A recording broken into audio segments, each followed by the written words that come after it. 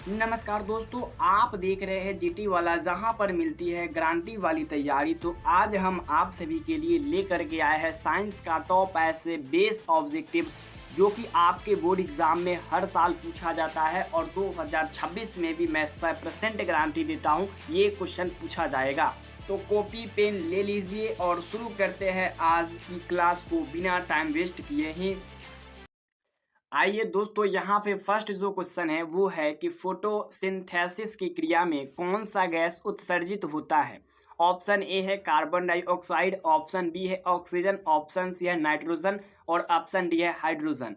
तो एक का राइट आंसर मैं आपको बता दूं तो ऑप्शन नंबर बी हो जाएगा ऑक्सीजन। देखिए, फोटोसिंथेसिस जो प्रक्रिया होती है उसमें ऑक्सीजन गैस बाहर निकलती है, यानी ऑक्सीजन गैस उत्सर्जित होती है। इसका राइट आंसर हो जाएगा ऑप्शन नंबर बी। इसके बाद यहाँ पर 2 नंबर जो क्वेश्चन है वो बोल रहा है कि डीएनए की खोज किसने किया था। वाटसन और क्रिक ने, मेंडल ने, डार्विन ने या फिर न्यूटन ने। तो इसका राइट आंसर क्या आप बता सकते हो, कमेंट में बताना। ठीक है, तो 2 का राइट आंसर जो हो जाएगा वो हो जाएगा ऑप्शन नंबर ए, वाटसन और क्रिक ने। देखिए, DNA deoxyribo nucleic acid, deoxyribo nucleic acid, इसकी खोज जो है वाटसन और क्रिक ने किया था। और ये वेरी वेरी इंपॉर्टेंट क्वेश्चन है, तो आप सभी सारे क्वेश्चन को स्किप नहीं कीजिएगा और सारे क्वेश्चन को देखिएगा। आइए इसके बाद करते हैं अगले प्रश्न को क्लियर। यहाँ पर 3 नंबर जो क्वेश्चन है वो बोल रहा है कि रासायनिक परिवर्तन का उदाहरण है बर्फ का पिघलना, दूध का फटना, पानी का वाष्प बनना, नमक का घुलना। दोस्तों, रासायनिक परिवर्तन का मतलब होता है जो एक से अगर दूसरे में कन्वर्ट हो जाए तो वह फिर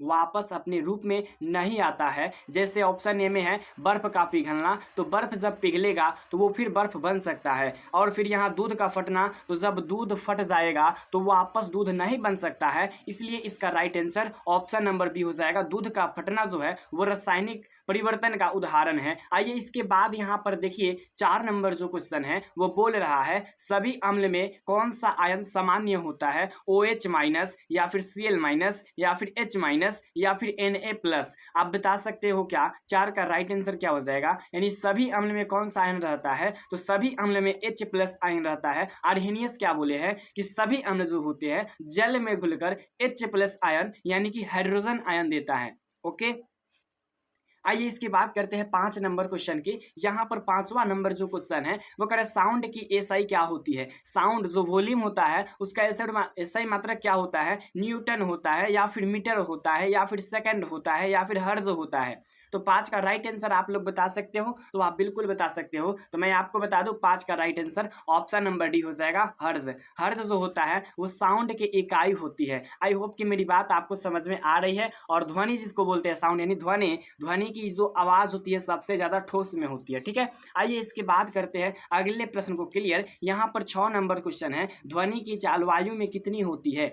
300 मीटर प्रति सेकंड या फिर 343 मीटर प्रति सेकंड या फिर 500 मीटर प्रति सेकंड या फिर 273 मीटर प्रति सेकंड। आप बता सकते हो इसका राइट आंसर, आप बिल्कुल बता सकते हो। लेकिन मैं आपको जानकारी के लिए बता दूं इसका राइट आंसर 6 का right answer option number B हो जाएगा। 6 का right answer option number B हो जाएगा। आई होप कि मेरी बात आपको अच्छी तरीके से समझ में आ रही है। और मैं आप सभी को बता देना चाहता हूं जो लोग वीडियो को देख रहे हैं वो अगर चाहते हैं क्लास 10th में बहुत अच्छा अंक लाना तो उन सभी के लिए मैं स्टार्ट कर दिया हूं शाम को 8 बजे डेली रोज टेस्ट देना है। और टेस्ट में कम नंबर आए ज्यादा नंबर आए ये फर्क नहीं पड़ता है, लेकिन आप वहां पे कितना नंबर लाइएगा वो फर्क पड़ता है। तो आप लोग भी शाम को 8 बजे लाइव में जरूर आइएगा। आइए इसके बाद हम करते हैं अगले प्रश्न को क्लियर। 7 नंबर जो क्वेश्चन है वो बोल रहा है कि क्षारीय धातु कौन सी है। सोना, चांदी, सोडियम या फिर तांबा। आप बता सकते हो क्षारीय धातु कौन सी है। तो इनमें से क्षारीय धातु की अगर बात करेंगे तो सोडियम हो जाएगा जो कि क्षारीय धातु है। और सोडियम का परमाणु संख्या 11 होता है और इसे Na से सूचित किया जाता है। आई होप कि मेरी बात आपको समझ में आ रही होगी। आइए 8वां नंबर जो क्वेश्चन है, 8वां नंबर सबसे अच्छा विद्युत चालक कौन है। लोहा, तांबा, प्लास्टिक या फिर एल्यूमिनियम। तो 8 का राइट आंसर क्या हो सकता है? तो मैं आपको बता दूं 8 का right answer option number B हो जाएगा तांबा। तांबा जो है वो विद्युत का सबसे अच्छा चालक है। अगर हम बात करें तो चांदी, चांदी जो होता है विद्युत का सबसे अच्छा चालक होता है, जो कि इस ऑप्शन में था ही नहीं, तो उसके बाद तांबा का स्थान आता है, इसीलिए हम तांबा पर टिक किए हैं। आइए इसके बाद करते हैं 9 नंबर प्रश्न को क्लियर। यहाँ पर 9 नंबर जो क्वेश्चन है, न्यूटन का तीसरा नियम क्या कहलाता है? बल बराबर द्रव्यमान गुणित त्वरण, या फिर प्रत्येक क्रिया की समान और विपरीत प्रतिक्रिया होती है, या फिर जड़त्व का नियम, या फिर ऊर्जा संरक्षण का नियम। तो 9 का राइट आंसर बता सकते हो क्या? आप बिल्कुल बता सकते हो 9 का राइट आंसर। तो 9 का राइट आंसर हो जाएगा ऑप्शन नंबर बी हो जाएगा, यानी कि प्रत्येक क्रिया की समान और विपरीत प्रक्रिया होती है। आइए इसके बाद करते हैं यहाँ पर 10 नंबर क्वेश्चन। 10 नंबर क्वेश्चन है हाइड्रोक्लोरिक अम्ल का सूत्र क्या है? ये बोर्ड में काफी बार पूछा गया प्रश्न है कि हाइड्रोक्लोरिक अम्ल का सूत्र क्या है। देखने में बहुत इजी है, सिंपल है, और ये ज्यादा हार्ड भी नहीं है। आप लोगों को मैं बता दूं, इसका right answer option number C हो जाएगा HCl। HCl हाइड्रोक्लोरिक अम्ल का सूत्र होता है, और यह हमारे अमाशय में उपस्थित रहता है, और यह भोजन को तोड़ने में काम करता है, ओके, पचाने में, पाचन क्रिया में भी सहायता करता है। आइए इसके बाद 11 नंबर क्वेश्चन है, लाल लिटमस का नीला कौन करता है? लाल लिटमस जो होता है उसको नीला कौन करता है? अम्ल करता है, या फिर क्षार करता है, या फिर लवण करता है, या फिर जल करता है? तो 11 का right answer option number B हो जाएगा क्षार। क्षार जो होता है वो लाल लिटमस को नीला करता है। और अगर हम बात करें अम्ल की, तो अम्ल जो होता है वो नीला लिटमस को लाल में बदल देता है। आई होप कि मेरी बात आपको समझ में आ रही होगी। तो इसी के साथ हम लोग अब कर लिए कितना प्रश्न को? 11 प्रश्न को क्लियर, और बचा हम लोग का 9 प्रश्न है, जो कि फिर से हम करेंगे और अच्छे से करेंगे, ठीक है। और आप सभी सारे प्रश्न को लिखकर याद कर लीजिएगा। तो एक छोटी सी मोटिवेशनल लाइन में कहता हूं कि एक छोटी सी तैयारी, एक सही डायरेक्शन और एक टीचर पर भरोसा आपको बिहार को टॉपर बना सकता है। तो आपको सिर्फ भरोसा करना है, ठीक है। आइए इसके बाद कहते हैं 12 नंबर क्वेश्चन को। 12 नंबर जो क्वेश्चन है वो बोल रहा है साबुन किसके द्वारा बनाया जाता है? एस्टर के द्वारा, अम्ल के द्वारा, एल्कोहल के द्वारा, या फिर कार्बन के द्वारा? किससे बनता है? तो 12 का राइट आंसर हो जाएगा ऑप्शन नंबर है एस्टर से। किससे बनता है आप लोग बता सकते हो? एस्टर से बनता है अम्ल, साबुन जो होता है वो एस्टर से बनता है। आई होप कि मेरी बात आपको समझ में आ रही होगी। आइए 13 नंबर क्वेश्चन है, रक्त शुद्धिकरण की क्रिया कहाँ होती है? हृदय में होता है, या फिर यकृत में होता है, या फिर वृक्क जिसको किडनी बोलते हैं, या फिर फेफड़ा में होता है?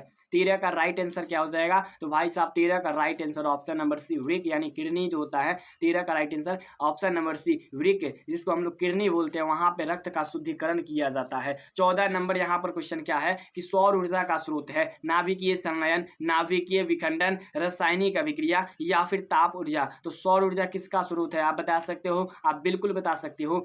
तो 14 का right answer option number A हो जाएगा, यानी सौर ऊर्जा का जो स्रोत होता है वो नाभिकीय संलयन पर आधारित होता है। इसका right answer option number A हो जाएगा। आइए इसके बाद है 15 नंबर क्वेश्चन, पादप में जल परिवहन होता है, पादप में जल परिवहन होता है फ्लोएम के द्वारा, या फिर जाइलम के द्वारा, या फिर कोशिका के द्वारा, या फिर कंद के द्वारा?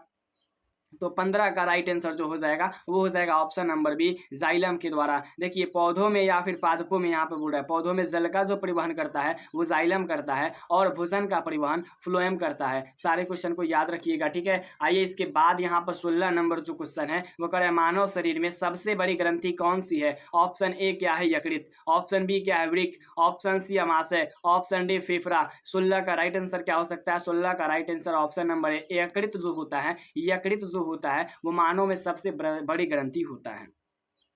आइए इसके बाद करते हैं 17 नंबर प्रश्न। यहाँ पर आ गया सामान्य नमक का रासायनिक सूत्र क्या होता है? Na2CO3, या फिर NaCl, या फिर KCl, या फिर NaOH? आप बता सकते हो इसका राइट आंसर, आप बिल्कुल बता सकते हो। 17 का right answer option number B हो जाएगा, NaCl। सामान्य नमक का रासायनिक सूत्र NaCl होता है। आइए इसके बाद करते हैं अगले प्रश्न को क्लियर। यहाँ पर 18 नंबर जो क्वेश्चन है वो कह रहा है ध्वनि की तरंग किस प्रकार की होती है? अनुदैर्घ्य, या फिर अनुप्रस्थ, या फिर वृत्तीय, या फिर कोणीय? वो 18 का राइट आंसर आप लोग बता सकते हो। वो 18 का right answer option number A हो जाएगा, अनुदैर्घ्य तरंगे। क्या होती है? ध्वनि तरंगे जो होती है वो एक अनुदैर्घ्य तरंगे होती है, अनुदैर्घ्य तरंगे होती है।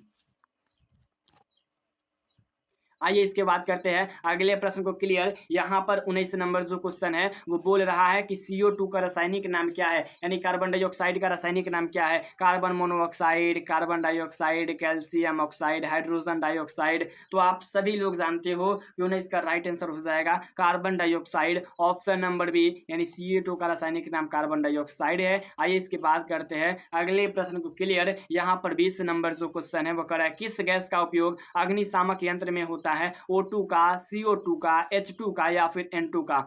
तो मैं आप सभी को बता देना चाहता हूं 20 का right answer option number B हो जाएगा CO2, यानी कार्बन डाइऑक्साइड जो होता है, कार्बन डाइऑक्साइड उसका उपयोग अग्निशामक यंत्र में किया जाता है, आग बुझाने में किया जाता है। तो मैंने आपसे वादा किया था कि आज 20 प्रश्न बताएंगे जो कि आज क्लियर हो चुका है। तो दोस्तों अगर आपको ये क्वेश्चन हेल्पफुल लगा हो तो वीडियो को लाइक, शेयर और सब्सक्राइब करना ना भूलना और कमेंट में लिख के बताना कि अगला आप वीडियो किस चैप्टर पे चाहते हो। मैं नेक्स्ट वीडियो में एक नए जोश के साथ मिलूंगा। जय हिंद, जय भारत।